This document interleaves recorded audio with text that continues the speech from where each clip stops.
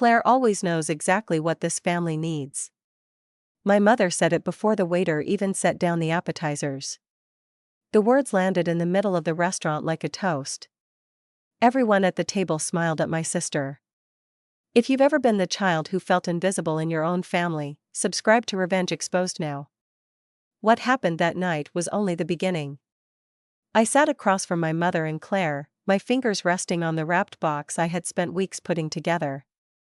It was my mother's birthday, and I had chosen something personal, a leather-bound journal embossed with her initials and filled with handwritten notes from family members.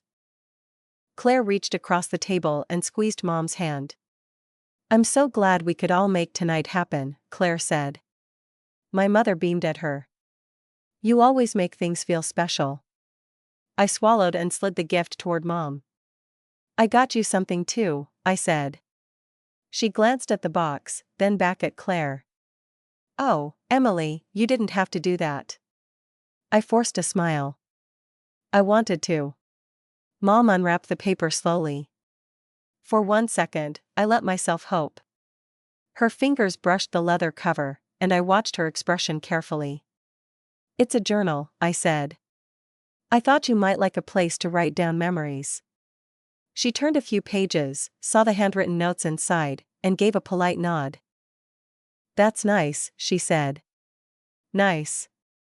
The word settled heavily in my chest. Claire laughed softly. "Emily always picks thoughtful gifts." Mom closed the journal and placed it beside her plate. "Yes, she does," she said. Though Claire's idea of organizing this dinner was wonderful. I never would have thought of this place. I looked around the restaurant. It was loud, warm, and crowded with birthday celebrations from other tables. A server passed by carrying a tray of sizzling steak, and the smell of butter and garlic filled the air. I could barely taste anything. My cousin Rachel leaned toward me. "The journal is beautiful, Emily." "Thanks," I said quietly. Mom was already telling another story about Claire. When Claire was in college, she said, she was the only one who remembered to call me every Sunday. "She has such a caring heart." I stared down at the condensation ring forming under my water glass. I had called every Sunday too. No one corrected her. Claire gave me a sympathetic look. "Mom, Emily called too." Mom waved a hand. "Of course she did. I just mean Claire has always been very attentive." There it was again. The subtle revision of history. I had learned to recognize it years ago. As a child, I would come home with a report card full of A's, and Mom would say, "That's wonderful, Emily." Claire got an A in science too, and she worked so hard for it. At my high school graduation, she had hugged me and whispered, "I'm proud of you," before spending the rest of the afternoon introducing Claire as the future doctor in the family. Claire never became a doctor. But the title stayed with her anyway. The waiter returned to take our orders. Mom ordered salmon. Claire ordered pasta primavera. When it was my turn, I hesitated.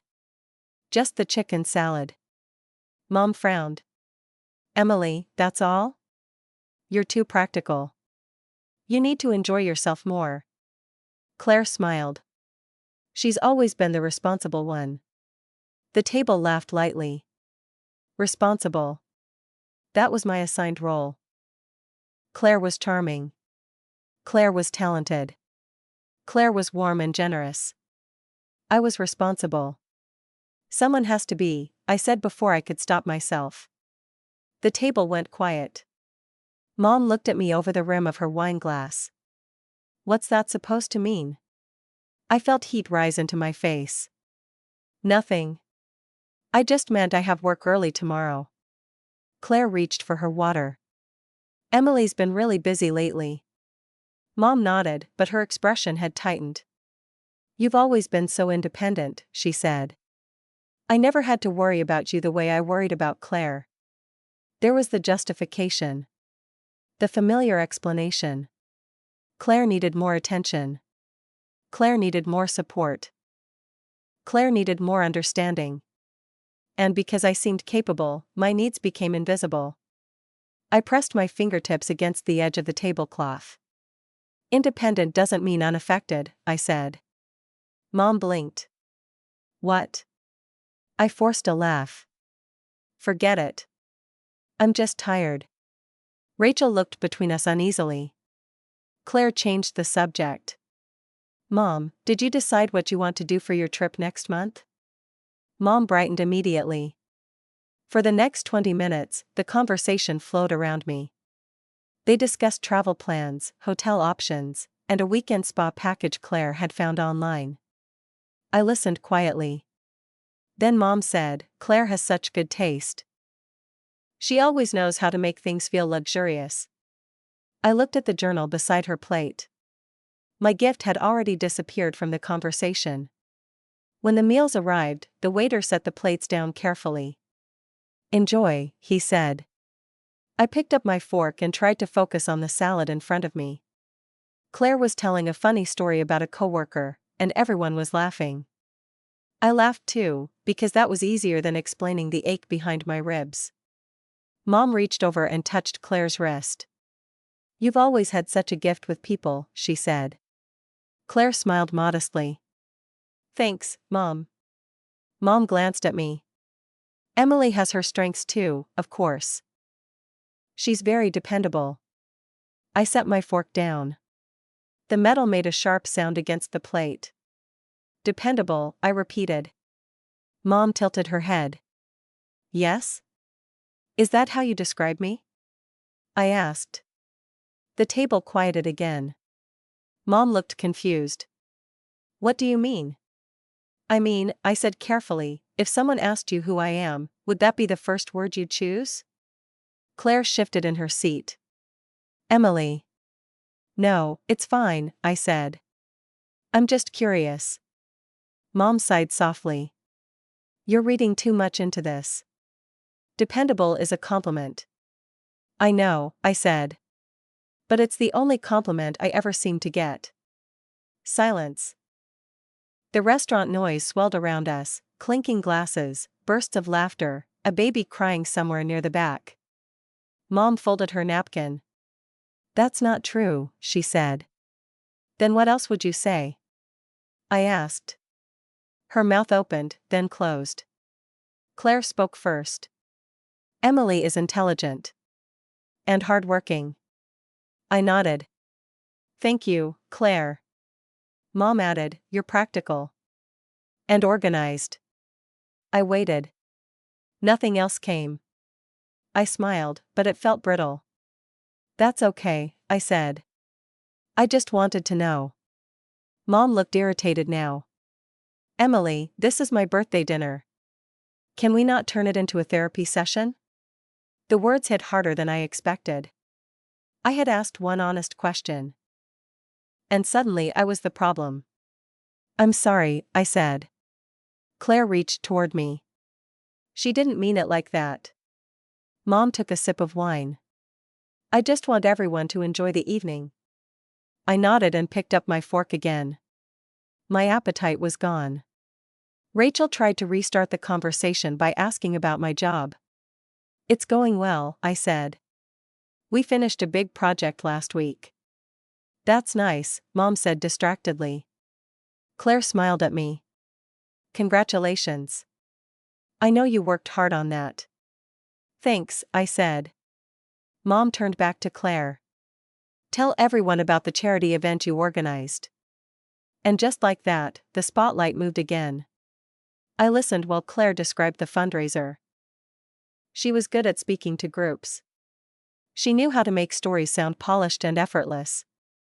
People admired that about her. I admired it too. But admiration did not erase the pattern. When dessert arrived, the waiter placed a small candle in front of Mom. Everyone sang happy birthday. Mom made a wish and blew out the candle. As the smoke curled upward, she looked around the table and smiled. I'm so lucky to have such a wonderful family, she said. My throat tightened. I wanted to believe her. I wanted to believe I was included in that sentence. After dessert, the check came. I reached for my purse. Claire stopped me. I already covered your portion, Emily. I looked at her, surprised. You didn't have to do that. It's fine, she said. I know you've been saving for your apartment. Mom smiled proudly at Claire. See? Always thoughtful.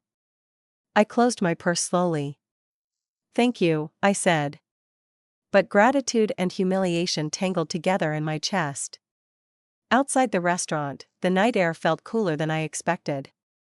The parking lot smelled faintly of rain and asphalt. Mom hugged Claire first. Then she hugged Rachel. When she reached me, the hug was brief. Drive safely, she said. You too, I replied. Claire hugged me before getting into her car. Don't let tonight bother you, she whispered. I almost laughed. She knew. At least part of her knew. I'm okay, I said. She searched my face for a moment, then nodded. Good night, Emily. I watched their cars pull away. For a few seconds, I stood alone in the parking lot, holding my keys. The restaurant lights reflected off the wet pavement. I got into my car and closed the door. The silence inside was immediate and heavy. I sat there without starting the engine. Then I opened my phone and began recording a voice memo. Mom said Claire always knows exactly what this family needs, I said quietly. She called me dependable. I asked what else she would say about me, and she couldn't answer. I paused. My voice sounded steadier than I felt. I'm recording this because I keep telling myself I'm imagining the favoritism. But tonight made it clear. This is not one isolated moment. This is a pattern. I stopped the recording and saved it. My hands were trembling. I rested my forehead against the steering wheel for a moment. A memory surfaced unexpectedly. I was 8 years old, sitting backstage at a school recital. Claire had just finished her piano solo, and Mom had rushed to the front row, clapping louder than anyone. When I finished my own piece, Mom smiled and said, "Good job, Emily. Claire played beautifully, didn't she?" I had nodded. Even then, I had understood the ranking. I started the car and pulled out of the parking lot. As I drove home, the streetlights blurred slightly through the windshield. I wasn't crying. Not yet. I was simply tired. Tired of translating every compliment into a comparison. Tired of pretending that being dependable was enough to fill the space where affection should have been. And for the first time, I admitted something to myself. I was not imagining it. My mother had chosen Claire as the golden child. And I had spent years trying to earn a place that was never freely offered. The morning after my mother's birthday dinner, I woke up with the same tightness in my chest that had followed me home. My apartment was quiet except for the hum of the refrigerator. Sunlight filtered through the blinds in narrow stripes across the kitchen counter. I replayed the voice memo while making coffee. Mom said Claire always knows exactly what this family needs, my own voice said through the speaker. She called me dependable. I asked what else she would say about me, and she couldn't answer. I set the mug down and closed my eyes. Hearing it back made the moment feel undeniable. For years, I had explained away the favoritism as personality differences. Claire was more outgoing. Claire needed more reassurance. Claire had always been the one who drew attention naturally. But the dinner had stripped away my excuses. I opened my laptop and started a folder titled Family Pattern. It felt dramatic. Then I remembered my mother's blank pause when I asked her to describe me. I saved the voice memo into the folder. My phone buzzed. It was a text from Claire. Claire, hey. I hope you're not upset about last night. Mom gets carried away when she's excited. I stared at the message. Claire wasn't cruel. That was part of what made this so confusing. She often softened Mom's comments after the fact, as if kindness delivered privately could erase the damage done publicly. Me, I'm not upset with you. I'm just thinking about some things. Claire, I understand. We should talk sometime. I set the phone down without answering. The coffee had gone lukewarm. As I cleaned the kitchen, memories surfaced in small, unwanted flashes. I was 12, standing in the hallway while Mom helped Claire choose a dress for a school dance. "Claire has such a natural sense of style," Mom had said. I had shown her my own dress later that evening. "It's practical," she had replied. Practical. Another word that meant acceptable, but never exceptional. At 15, I had won a regional writing contest. Mom congratulated me, then spent the drive home talking about Claire's upcoming volleyball tournament. "She's under so much pressure," Mom had said. "You know how competitive sports can be." I had looked out the car window and folded the certificate in my lap. At 18, I received a scholarship to college. Mom hugged me and said, "I'm proud of you for being so self-sufficient." Claire received a smaller scholarship a year later. Mom threw her a dinner party. I sat down at my desk and opened my email. There was an old thread from years ago about tuition payments. I hadn't looked at it in a long time. My mother had written to me during my sophomore year of college. "Emily, I wish we could help more, but money is tight right now. I know you'll figure it out because you've always been independent." I remembered reading that email in my dorm room and telling myself not to feel hurt. I had taken on extra shifts at the library. I had skipped weekend trips with friends. I had stretched every dollar carefully.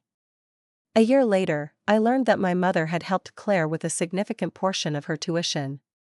At the time, Mom explained it by saying Claire was still finding her footing. I opened another old email thread and found the message where she mentioned helping Claire. "Claire needed some support this semester. I know you understand how important it is to help family when they need it." My hands paused over the keyboard. I saved screenshots of both messages into the folder. The evidence was not dramatic. It was worse than dramatic. It was ordinary. 1,000 small decisions. 1,000 explanations. 1,000 moments where Claire's needs were treated as urgent while mine were treated as manageable. My phone rang. It was my mother. I let it ring twice before answering. "Hi, Mom. Emily, I wanted to make sure we're okay after last night." Her voice was light, almost cheerful. "We're okay," I said carefully. "I just don't want you holding on to resentment. You know how sensitive family gatherings can be." I leaned back in my chair. "There's a difference between resentment and noticing a pattern." She sighed softly. "Emily, I've always loved both my daughters." "I didn't say you didn't love me." "Then what are you saying?" I took a breath. "I'm saying that Claire is often praised for qualities I have too. I'm saying my accomplishments are usually described as practical or expected. I'm saying it hurts." There was a pause. "You've always been so strong," Mom said. "I never thought you needed as much reassurance." The words landed with familiar weight. "That's the problem," I said quietly. "You decided I didn't need it, so you stopped giving it." Mom was silent for a moment. Then she said, "I think you're looking at the past through a very negative lens." I closed my eyes. "Maybe," I said. But the lens didn't appear out of nowhere. "Emily, I can't have this conversation right now. I have errands to run." "Okay. But please don't make this bigger than it needs to be." The line clicked off. I stared at the phone for a long moment. Then I opened the folder again. I added a note, "Mom says I'm looking at the past negatively." That afternoon, I called my cousin Rachel. "Do you have a minute?" I asked. "Of course. Is everything okay?" I hesitated. "Do you think Mom favors Claire?" Rachel was quiet. "That's a hard question," she said finally. "You can be honest." "I think your mom and Claire have a very close relationship," Rachel said carefully. "But I also think you've always been the one everyone assumed would be fine." I laughed once, without humor. "That sounds familiar." "I don't think people realize how much pressure that puts on you." "Maybe not." Rachel paused. "But yes," she said gently. Sometimes it has looked unequal from the outside. Her honesty made my throat tighten. Thank you for saying that. I'm sorry, Emily. After we hung up, I sat on the couch and let the quiet settle around me.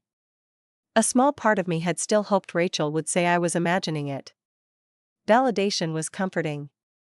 Validation was also painful. Because if other people could see it, then I had not failed to interpret my family correctly. I had simply been living inside a pattern that everyone else had accepted. A few days later, I met my family friend Linda for lunch. Linda had known my mother since before I was born. She ordered iced tea and smiled warmly. How have you been, Emily? I've been thinking a lot about family dynamics, I said. Linda tilted her head. Oh? I told her about the birthday dinner. I described my question to Mom and the silence that followed. Linda listened carefully. I'm sure your mother didn't mean to hurt you, she said. I know she probably didn't mean to, I replied. But intent and impact aren't the same thing. Linda nodded slowly. That's true. I hesitated, then added, do you think Claire has been treated differently than me? Linda stirred her tea. Well, Claire has always needed a little more support. There it is again, I said softly. What do you mean? That explanation has been used my whole life. Claire needed more support. Claire needed more attention. Claire needed more understanding. But somehow my needs disappeared in the process. Linda looked uncomfortable. I never thought of it that way. I didn't either, I admitted. Not clearly. Not until recently. She reached across the table and touched my hand. I'm sorry if you felt overlooked. The sincerity in her voice surprised me. Thank you, I said. When I got home, I added another note to the folder. Linda says Claire always needed more support. I wasn't collecting evidence to punish anyone. I was collecting evidence to stop gaslighting myself.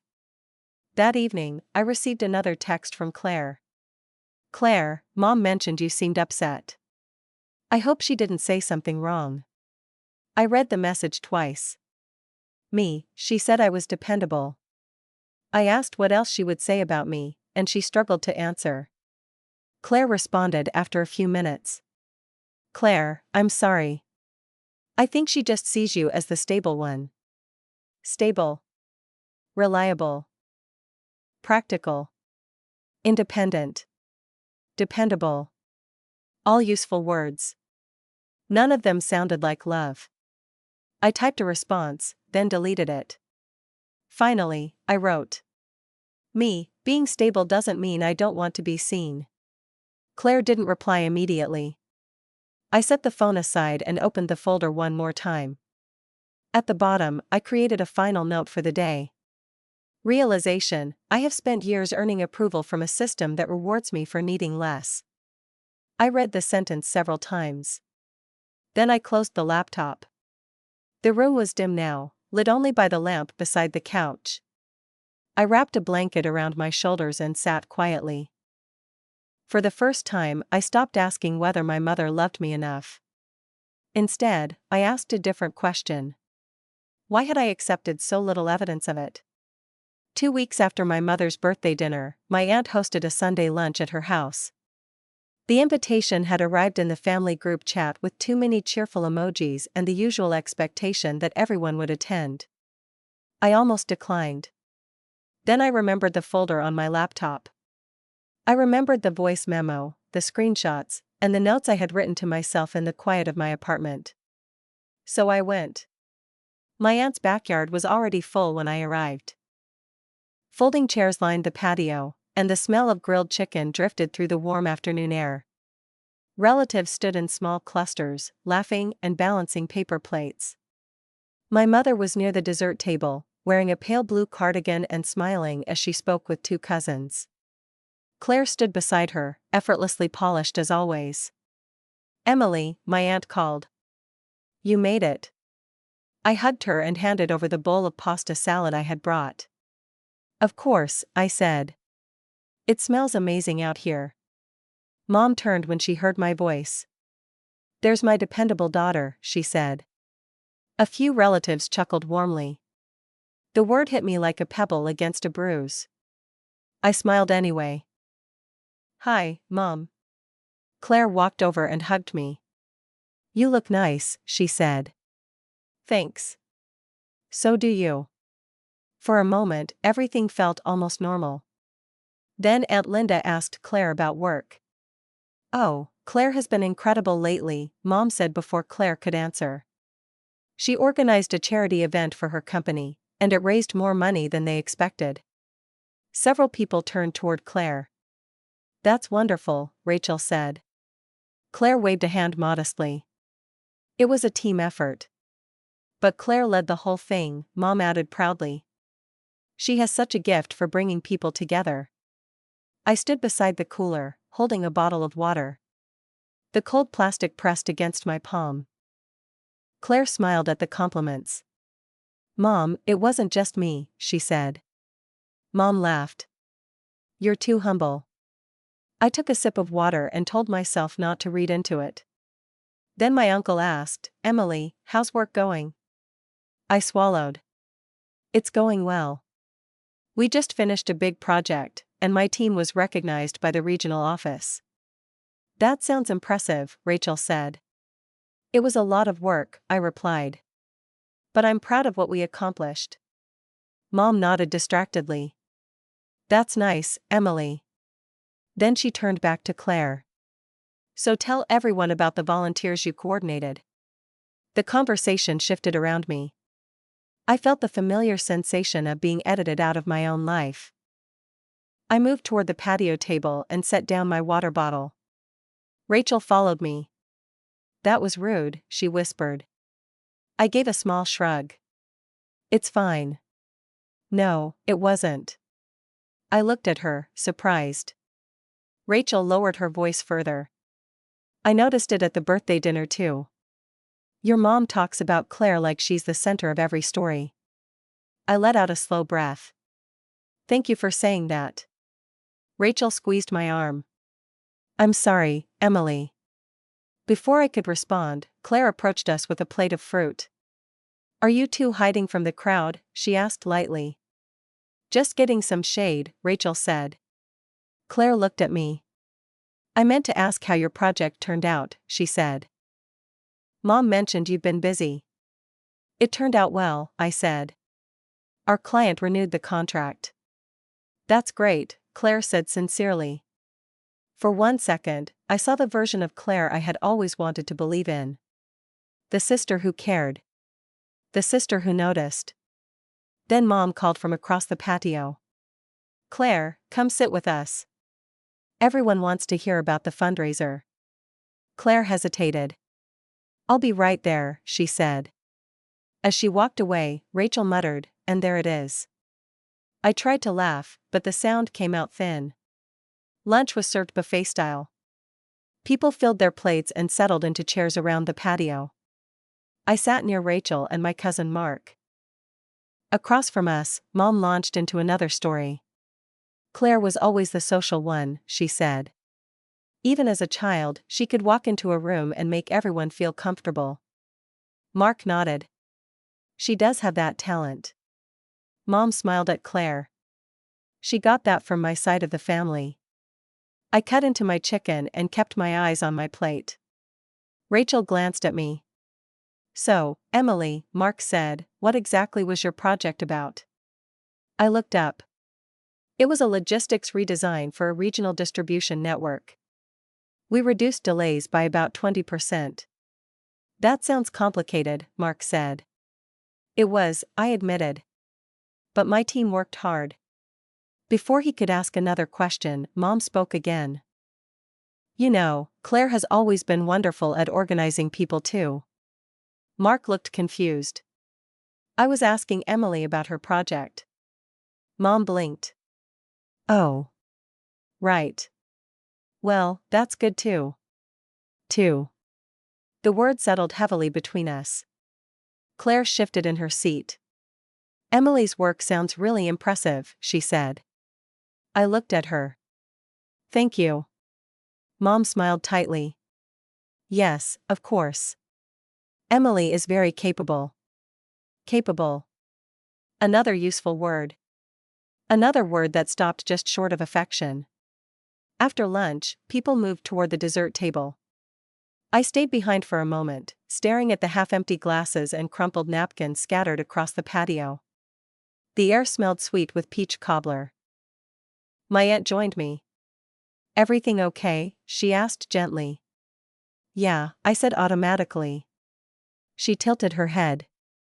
"You don't have to say that if it's not true." I hesitated. "It's just complicated." She nodded. "Families usually are." I almost let it go. Then I said, "Do you think Mom treats Claire and me differently?" My aunt looked toward the dessert table, where Mom was laughing with Claire. She took a slow breath. "I think your mother has always had a very strong connection with Claire." That's a careful way of saying yes. My aunt gave me a sad smile. "I don't want to criticize your mother. But I can understand why you might feel overlooked." The honesty made my chest ache. "Thank you," I said quietly. She touched my shoulder.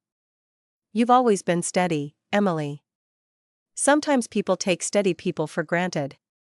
I nodded. Steady. Dependable. Reliable. Capable. The family had an entire vocabulary for my usefulness. What it lacked was a vocabulary for my feelings. As the afternoon wore on, I noticed more things. Mom interrupted my stories but listened closely to Claire's. Relatives asked Claire follow-up questions while my answers received polite nods. Claire was not actively cruel. That made the pattern harder to explain and harder to deny.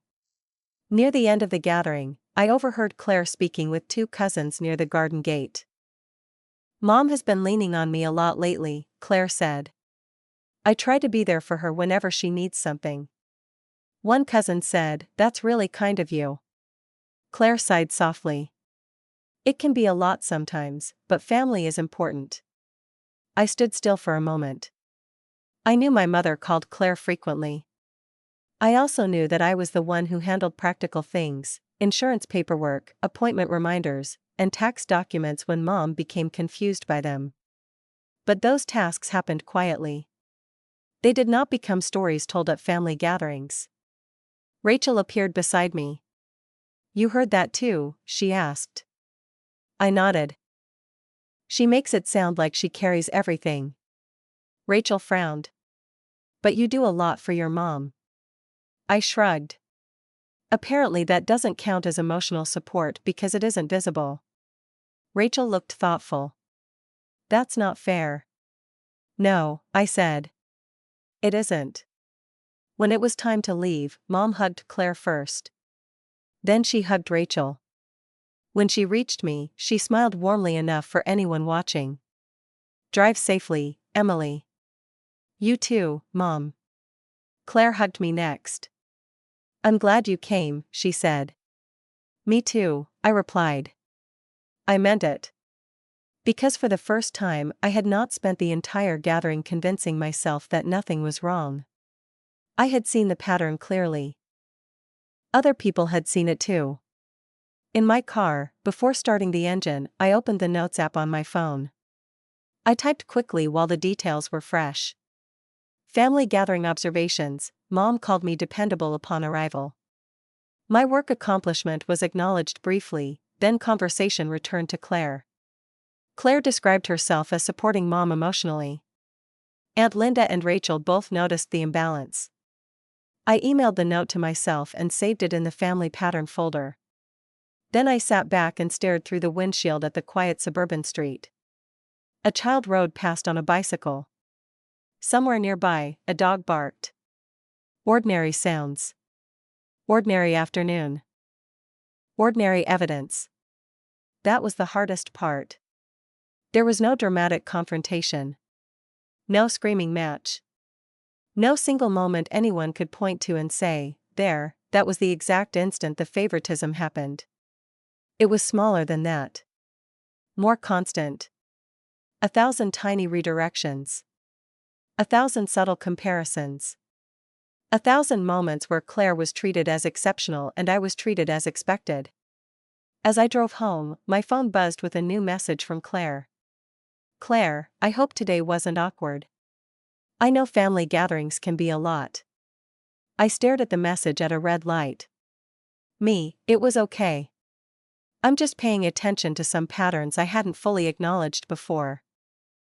Her typing bubble appeared, disappeared, then appeared again. Claire, I don't want there to be distance between us.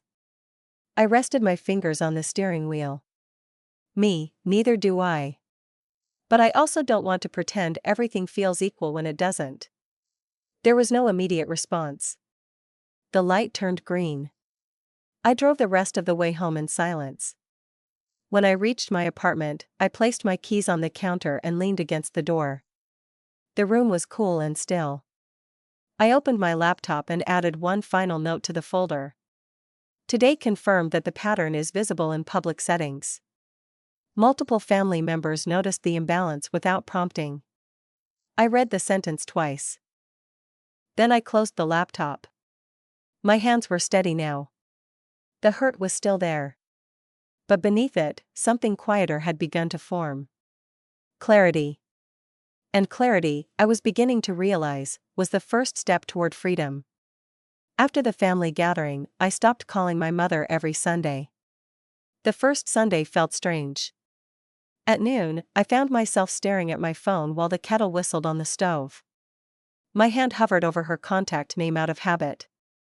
Then I turned the burner off and made tea instead. The silence was not dramatic. It was quiet. And quiet, I was learning, could be a boundary. My mother called me that evening. Emily, I was beginning to wonder if you'd forgotten your mother, she said lightly. I sat on the couch and tucked my feet beneath me. I didn't forget you. I just had a busy day. Well, I missed hearing from you. The words should have felt comforting.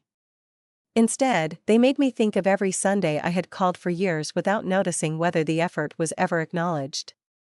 I've missed hearing from you too, I said carefully. She paused. I called you now. Yes, I replied. You did. A small silence settled between us.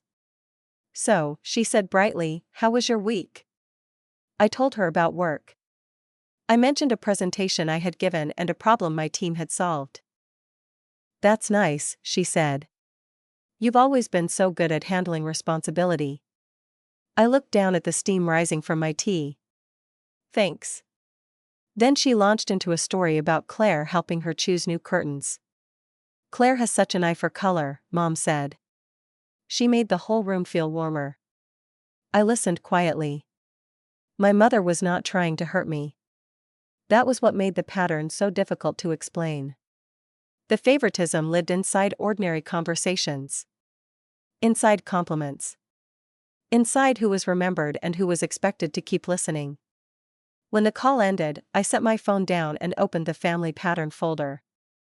I added a short note. Mom called after I did not initiate contact. Conversation returned to Claire within a few minutes. The next Sunday, I did not call again. My mother texted around 3 in the afternoon. Mom, is everything okay? I haven't heard from you. Me, everything is okay. I've just been resting today. Mom, I hope you're not holding on to hard feelings from the birthday dinner. I read the message twice. There it was. The shift from concern to accusation. Me, I'm not holding a grudge.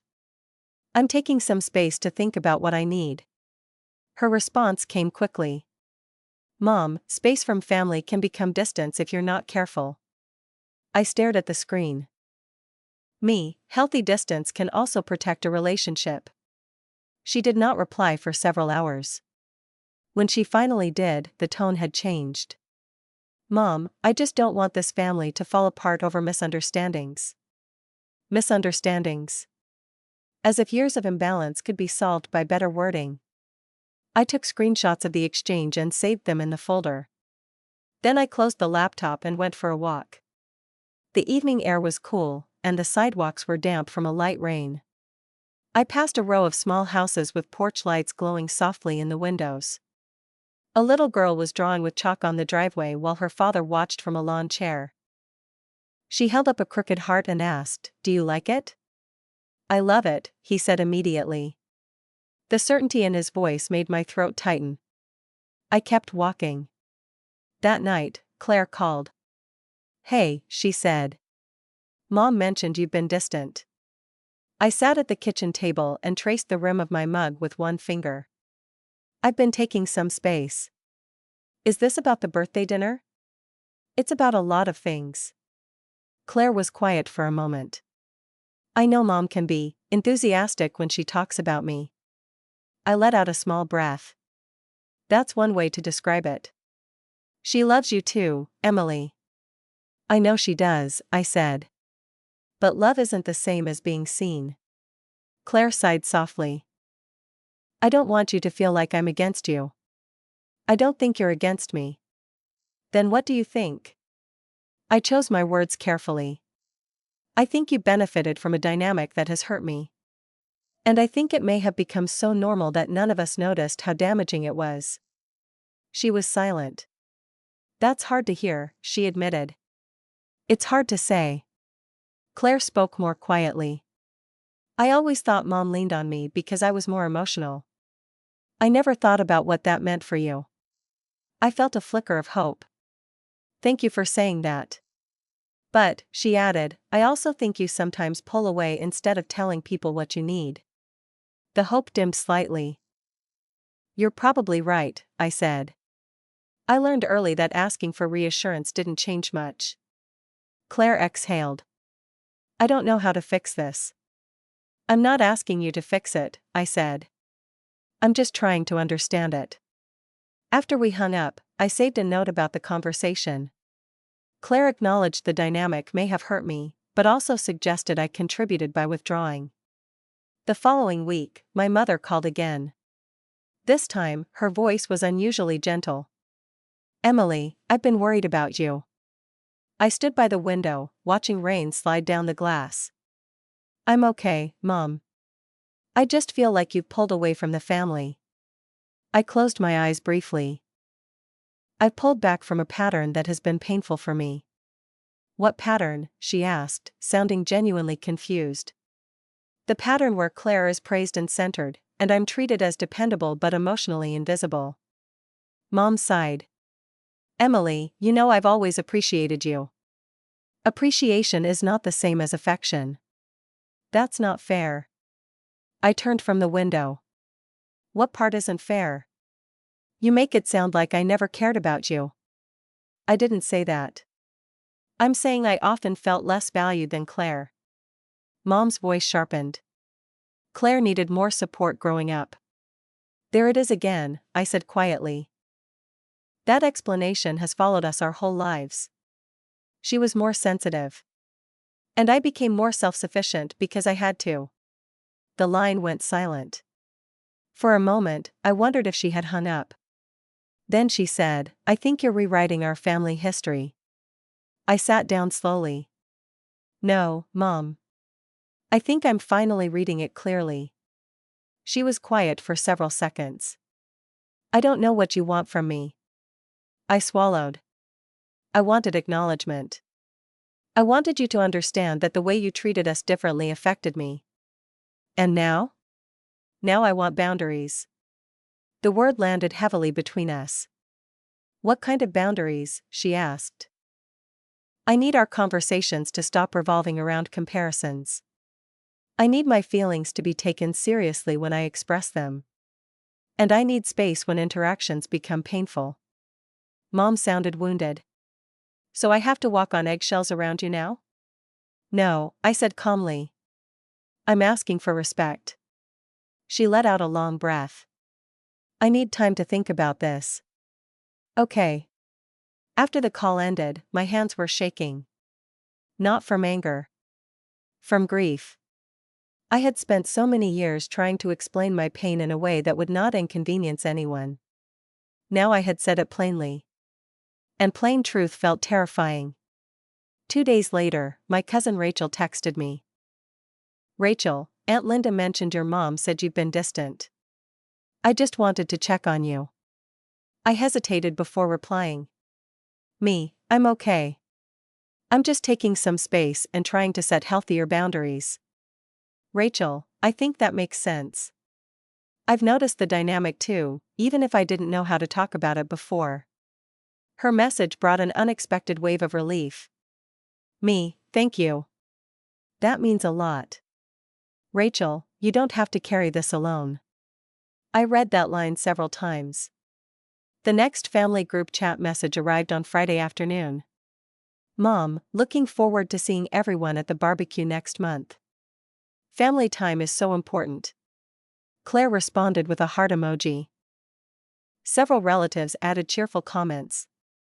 I typed, looking forward to it, then deleted the words. Instead, I wrote. Me, I'll let everyone know closer to the date. The chat went quiet for a few minutes. Then Mom replied. Mom, I hope you'll be there. It wouldn't feel complete without you. I stared at the message. Part of me softened immediately. Another part of me remembered every gathering where I had felt invisible while sitting 3 feet away from her. Me, I'll decide when it gets closer. I set my phone down and took a deep breath. The boundary was small. But it was real. That evening, I opened the family pattern folder again. I added one final note for the week. Distance has revealed how much of the relationship depended on my constant availability. Setting boundaries is being interpreted as withdrawal. I closed the laptop and sat quietly in the dim light of my apartment. For the first time in a long while, I did not feel guilty for protecting my peace. I felt sad. I felt uncertain. I felt like a daughter grieving the relationship she had hoped to have. But beneath the grief, there was something steadier growing. Self-respect. And self-respect, unlike favoritism, did not require anyone else's permission. The hospital called at 2:17 a.m. I woke to my phone vibrating across the nightstand, the screen lighting up my dark bedroom with an unfamiliar number. For one disoriented second, I considered letting it go to voicemail. Then I answered. Hello? Is this Emily Parker? Yes. This is St. Matthew's Medical Center. Your mother, Patricia Parker, was admitted to the emergency department tonight. I sat upright so quickly the blanket slid to the floor. What happened? She experienced a sudden medical episode at home. She is stable at the moment, but the attending physician would like to speak with the family. My heart began to pound. I'm on my way. Thank you, Ms. Parker.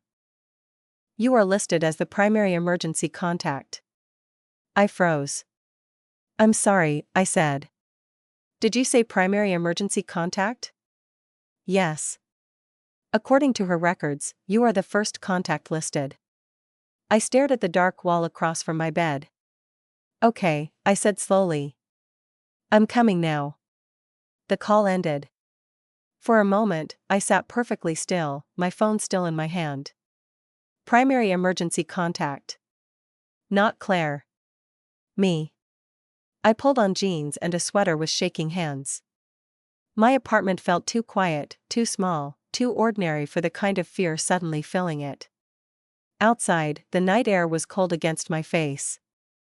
I drove through nearly empty streets, the traffic lights changing from red to green as if the city had no idea my world had shifted. At the hospital entrance, automatic doors slid open with a soft mechanical hiss. The smell of antiseptic hit me immediately. A nurse at the front desk looked up. Can I help you? I'm here for Patricia Parker, I said. I'm Emily Parker. The nurse checked the computer and nodded. Yes, Ms. Parker. They're expecting you. Please go to the family waiting area on the 3rd floor. I took the elevator up, my reflection pale and tense in the metal doors. When they opened, I saw Claire standing near the waiting room entrance. She turned sharply when she saw me. Emily. I walked toward her. How is she? She's stable, Claire said. They're still running tests. My Aunt Linda stood nearby, along with Rachel and Uncle David. Their faces were tired and anxious. Linda hugged me tightly. "I'm glad you got here." I looked around. "Who called everyone?" "Claire called us," Linda said. "She was with Mom when the ambulance came." I nodded. "Did the hospital call you too?" Claire asked. "Yes," I said. "They said I'm listed as the primary emergency contact." Claire blinked. "What?" "That's what they told me." Before she could respond, a nurse approached us. "Emily Parker?" "Yes. I'm Nurse Reynolds. The physician would like to speak with you and one other family member." Claire stepped forward automatically. "I'm her daughter," she said. The nurse glanced at the chart in her hand. "Yes, of course. But Ms. Emily Parker is listed as the primary emergency contact and authorized decision maker if necessary." The waiting room went quiet. Claire looked at me, confused. "That can't be right," she said. "I handle most things for Mom." Nurse Reynolds spoke gently. "I'm just relaying what is in the patient's records." I felt every pair of eyes turn toward me. For years, the family narrative had been clear. Claire was the involved daughter, the attentive daughter, the daughter my mother relied on. And yet the hospital had called me first. "Emily," Claire said carefully, "did you know about this?" I shook my head. "No." The nurse waited politely. "If you'll come with me, the doctor can explain her condition." Claire and I followed her down a quiet hallway. The fluorescent lights buzzed softly overhead. My hands felt cold. The doctor introduced himself and explained that my mother had experienced a cardiac-related episode. She was stable, conscious, and being monitored closely. "She may need additional testing over the next 24 hours, he said. "Right now, the most important thing is that she is resting." Claire asked questions about medications and treatment. I listened carefully, forcing myself to focus on the information instead of the shock still echoing in my chest. When the doctor finished, he looked at me. "Ms. Parker, if any decisions need to be made overnight, we will contact you as the designated decision maker." Claire turned toward me. "Emily." I looked back at her. "I didn't know," I said again. The doctor nodded and left us alone in the hallway. For a moment, neither of us spoke. Then Claire said, "I don't understand why Mom would list you and not tell me." I leaned against the wall. "I don't understand it either." Claire crossed her arms, not defensively, but as if she were trying to hold herself together. "I thought I was the one she relied on for these things." I looked at her. Maybe she relied on both of us in different ways.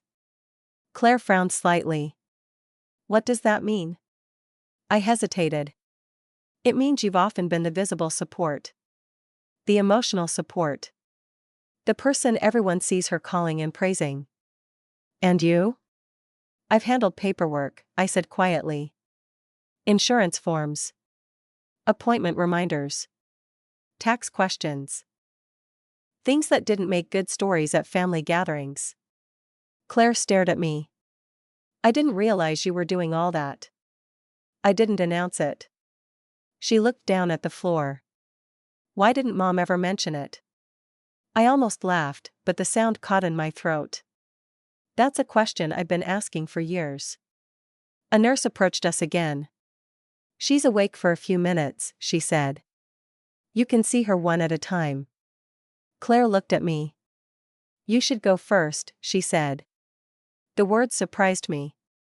"Are you sure?" She nodded. I followed the nurse into my mother's room. The monitors beeped softly beside the bed. My mother looked smaller than I had ever seen her, her face pale against the white pillow. When she saw me, her eyes filled with tears. "Emily," she whispered. I moved to the bedside. "Hi, Mom." She reached for my hand. Her fingers were cool and weak in mine. "I'm here," I said. For a moment, neither of us spoke. The room smelled faintly of antiseptic and clean linen. My mother looked at me with an expression I could not immediately name. Fear. Relief. Regret. I didn't want to scare you, she said softly. You did scare me. I know. I squeezed her hand gently. Try to rest. The doctors are taking care of you. She nodded. Then, in a voice barely above a whisper, she said, I knew you would come. The words settled over me with unexpected weight. I looked at her. Of course I came. She closed her eyes briefly. I knew you would, she repeated. A nurse stepped in to check her monitor. You should let her rest now, she said kindly. I nodded and released my mother's hand. As I walked back into the hallway, Claire stood waiting. How is she? She asked. She's tired, I said. But she's awake. Claire nodded and went into the room. I returned to the waiting area, where Linda and Rachel looked up anxiously. She's awake, I told them. The doctors say she's stable for now. Linda exhaled with relief. Thank goodness. Rachel touched my arm. You okay? I looked toward the hallway where Claire had disappeared into Mom's room. I don't know, I admitted. Uncle David frowned. What do you mean? I hesitated. The hospital said Mom listed me as her primary emergency contact. Linda looked surprised. I thought Claire handled most of those things. So did I said. Rachel glanced between us. That's significant. I sat down in one of the plastic waiting room chairs. The chair was cold beneath me. For years, I had been treated as the dependable daughter. The practical daughter. The daughter who did not need much. Now, in the middle of the night, in a hospital waiting room that smelled of disinfectant and exhaustion, I was learning that my mother had quietly placed her trust in me all along. The realization did not feel victorious. It felt complicated. Painfully complicated.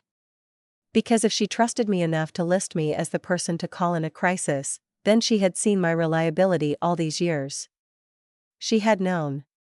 And somehow, knowing that made the favoritism hurt even more. Claire returned from the room a few minutes later. She asked if you were still here, she said softly. I looked up. She did? Claire nodded. She said she wanted to know you were nearby. The waiting room fell quiet again. Linda looked at me with a new expression, something closer to understanding. Rachel sat beside me.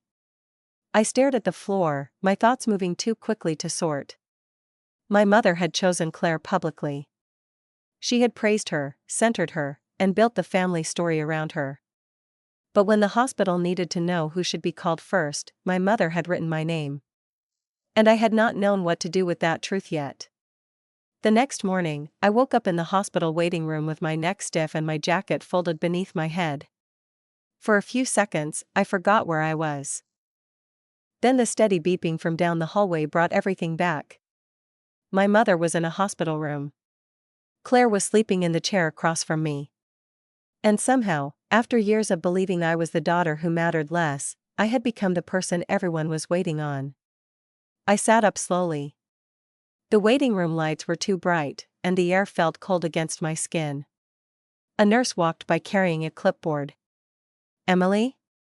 I stood. Yes? She's awake and asking for you. I nodded. Thank you. Before I entered the room, I looked back at Claire. She opened her eyes. She wants to see you? I nodded. Claire rubbed her face tiredly. Okay. There was no jealousy in her voice this time. Only exhaustion. I walked into my mother's room. She looked more alert than the night before. Hi, Mom. Her eyes softened. Hi, sweetheart.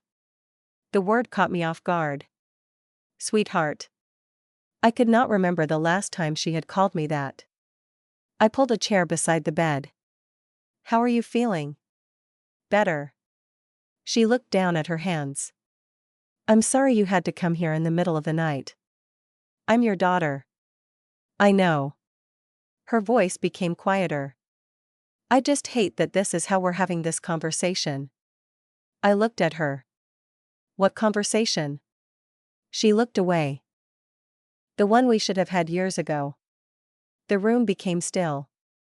I heard the faint sounds of footsteps in the hallway and the soft rolling of a cart passing by. What do you mean? My mother swallowed. I know things have been difficult. I almost smiled. That's a very gentle way to say it. She closed her eyes briefly. I know I haven't always made you feel appreciated. The words were unexpected. I did not know whether to accept them or protect myself from them. Mom. I thought because you were strong, you didn't need me the way Claire did. I looked at her. That's what you always said. I know. And do you understand what that felt like? Her eyes filled slightly. I'm starting to. I looked down at my hands. My fingers were wrapped tightly together. I spent my whole life trying to prove I deserved the same attention. She whispered, Emily. I didn't want more than Claire. I didn't want to replace her. I just wanted to feel like you saw me. My mother looked away. The silence was painful. But for once, she was not interrupting. She was listening. I remember when you were 8, she said softly. I looked up. What? You had that piano recital. My chest tightened. I remember. I was so focused on Claire's performance that day. I did not answer. She was nervous, and I wanted to encourage her. I stared at the blanket covering her. She was always nervous. My mother nodded. And you were always calm.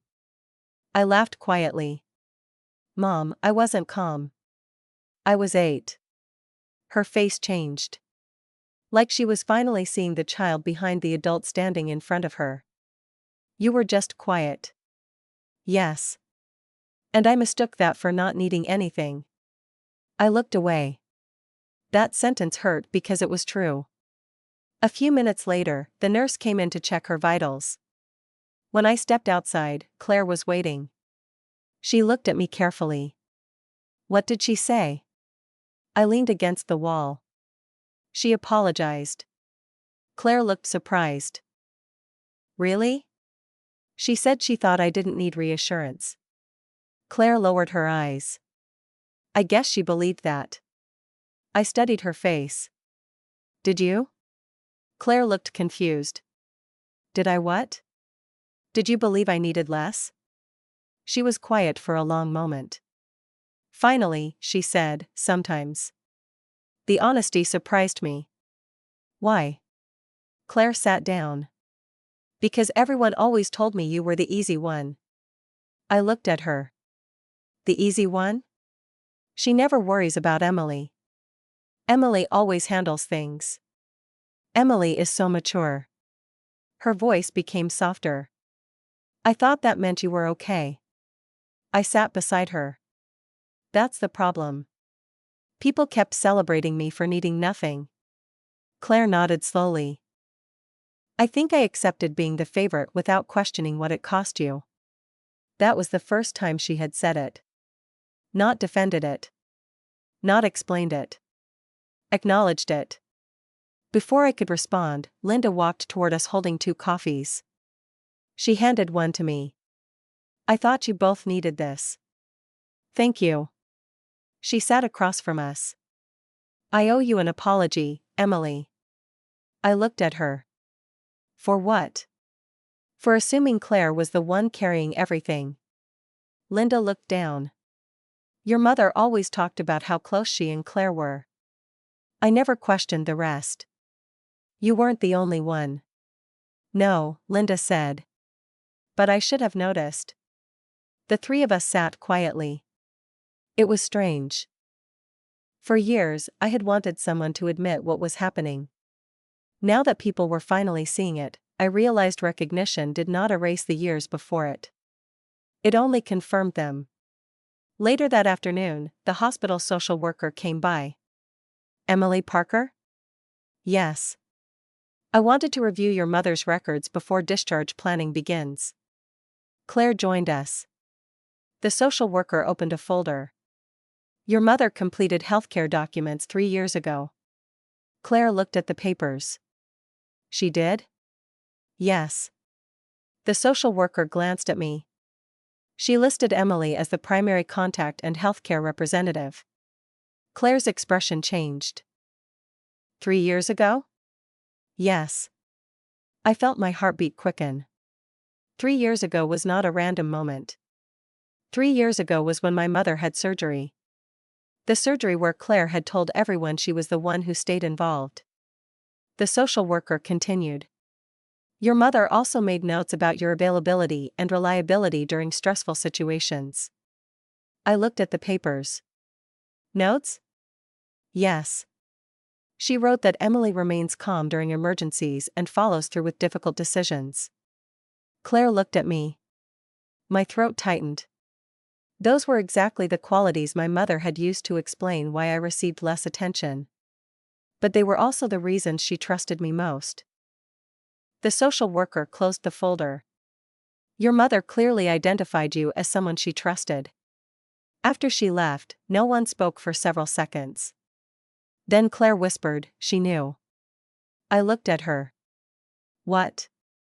She knew you were the dependable one. I nodded. Yes. And she still made you feel like it was a punishment. The sentence hit harder than anything else. Because Claire had finally said the thing I had struggled to explain. I looked through the hospital window at the gray sky outside. My mother had not overlooked my strengths. She had depended on them. She had simply forgotten that the person everyone relies on still needs love. That evening, Mom asked for both of us to visit. Claire stood on one side of the bed. I stood on the other. My mother looked between us. I owe both of you honesty. Neither of us spoke. I spent years thinking I was protecting Claire because she needed me more. She looked at me. But I made you feel like being strong meant you could go without being cared for. My eyes burned. I never wanted you to choose me over Claire. I know. I wanted you to choose both of us. Her face tightened. I should have. The room was quiet. Then my mother reached for my hand. I'm sorry, Emily. A simple apology.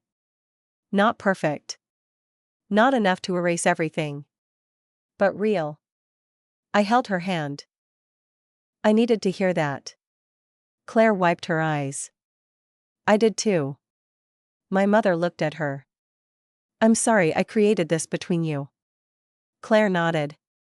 I think we all played a part. That was the first time the three of us had spoken honestly without someone changing the subject. No comparisons. No excuses. No pretending. Just truth.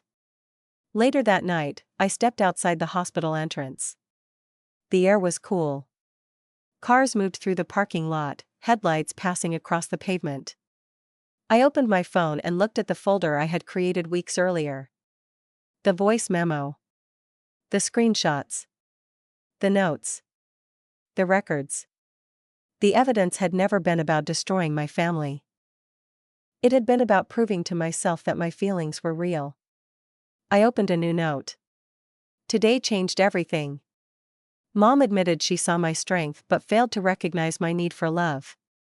Claire acknowledged she benefited from the family dynamic. Linda admitted she accepted the story without questioning it. I stared at the words. Then I added one more sentence. The truth did not make me the winner. It made me visible. I closed my phone. For the first time in years, I did not feel like I was fighting for a place at the table. I realized I had been sitting there all along. I just needed to stop waiting for someone else to hand me permission to belong. 3 weeks after my mother came home from the hospital, our family gathered at her house. It was not a celebration. It was something quieter. A chance to sit together after everything had changed. The same dining room where I had spent years feeling invisible now looked different. The wooden table was polished. The curtains were open. Sunlight filled the room. And for once, I did not feel like I was walking into a place where I had to earn my seat. Mom sat at the head of the table. Claire sat across from me. Linda and Rachel were beside us. The conversation was slower than usual. More careful. No one was rushing to fill silence with praise or comparisons. After dinner, Mom asked if Claire and I would stay for a few minutes. My stomach tightened. Old instincts returned. I wondered if this was another conversation where I would be asked to forgive without being understood. But when everyone else left the room, my mother looked at us differently. Not as her daughters playing familiar roles. As two adults. "I owe both of you an apology," she said. Claire looked down. I stayed quiet. My mother folded her hands together. "I spent years telling myself that I was treating you differently because you were different people." She looked at me. "But I used your strength as an excuse." My throat tightened. "What do you mean?" She took a breath. "I saw that you handled things well. I saw that you didn't ask for much. And instead of recognizing that you still needed love and reassurance, I assumed you didn't." The room was silent. "I made you feel like being capable meant being overlooked." I looked at the table. The same table where I had swallowed so many feelings. "Yes," I said softly. My mother nodded. "I know now." Claire spoke quietly. "I need to apologize too." I looked at her. She shifted in her chair. "I used to think Mom's attention was proof that I was doing something right." She looked embarrassed. "I liked being the one everyone celebrated." Her honesty surprised me. "But I didn't realize that every time I accepted that role, it pushed you further away." I looked at my sister. For years, I had imagined this moment differently. I had imagined anger. I had imagined proving every hurt I carried. But sitting there, listening to her admit it, I felt something else. Relief. "I don't hate you, Claire." Her eyes softened. "I know." "No," I said. "I don't think you did know." She looked at me. "I was hurt because I thought you were choosing this." Claire nodded slowly. "I understand. I know you love Mom." "I do. And I know Mom loves you." Claire looked down. "But loving someone doesn't mean we ignore what happened." She nodded. "You're right." My mother reached across the table. "I wish I could go back." I looked at her hand. "I wish you could too." Her eyes filled. "But we can't." "No." She nodded. "So what do we do now?" The question was different from all the others. Before, my mother had asked what I needed to stop being upset. Now she was asking what needed to change. I took a breath. "We stop pretending the past didn't happen." She nodded. "Okay. We stop comparing us." "Okay. And if something hurts, I need to be able to say it without being called dramatic or sensitive." My mother closed her eyes briefly. "I did that." "Yes. I'm sorry." The apology was simple. It did not erase everything. But it was real. Over the next few months, our family dynamic changed slowly. Not perfectly. Slowly. That was the difference. My mother started calling me just to ask how I was. Not because she needed help. Not because she needed paperwork handled. Just because she wanted to talk. The first time it happened, I almost did not know how to respond. "Hi, Emily," she said. "Hi, Mom. I was thinking about you." I smiled slightly. "That's nice." There was a pause. Then she laughed. "I know. That sounded strange." "It's okay." "No," she said. "I'm learning." And she was. Claire changed too. Not overnight. But enough. She started asking about my life before telling me about hers. She noticed when conversations shifted too heavily toward her. At a family dinner months later, Mom began telling a story about Claire's recent accomplishment. Everyone listened. Then Mom stopped. She looked at me. Emily, I just realized I haven't asked how your project went. The entire table went quiet. Old me would have said, "It's fine." Old me would have smiled and made everyone comfortable. But I had learned something. My feelings did not disappear just because I made them convenient for others. It went really well, I said. Mom smiled. I want to hear about it. And she did. She listened. Actually listened. That moment was small. But small moments had caused years of pain. Small moments could also begin healing. One evening, Linda visited me. We sat on my porch with coffee while the sun went down. I've been thinking about everything, she said. About Mom? She nodded. And about how easy it is for families to accept a story without questioning it. I looked at her. What story? That Claire was the one who needed support. That you were the one who could handle anything. I nodded. That story became everyone's excuse. Linda sighed. I wish I had noticed sooner. I do too. She looked at me. But I'm glad you finally spoke. I smiled faintly. So am I. A year after the hospital call, my mother invited us all over for dinner. The same dining room. The same table. But it felt completely different. Before everyone arrived, Mom handed me something. It was the journal I had given her on her birthday. I looked surprised. You kept it? She smiled. I read every page. I opened the cover. The handwritten notes were still there. I'm sorry I didn't appreciate it properly that night. I ran my fingers over the leather. It's okay. She shook her head. No. It wasn't. That honesty meant more than pretending. I want you to know something, she said. I looked at her. You were never less important. My eyes watered. I know. And I'm sorry it took a hospital room for me to understand how much you carried. I closed the journal. I'm glad you understand now. Dinner that night was different. There was laughter. There were stories. But no one was competing for attention. No one was being placed above anyone else. At one point, Claire looked across the table. I still can't believe the hospital had Emily listed first. My mother smiled. I can. Claire laughed softly. I should have known. I smiled. The truth was, the hospital did not create the change. The hospital revealed what had always been there.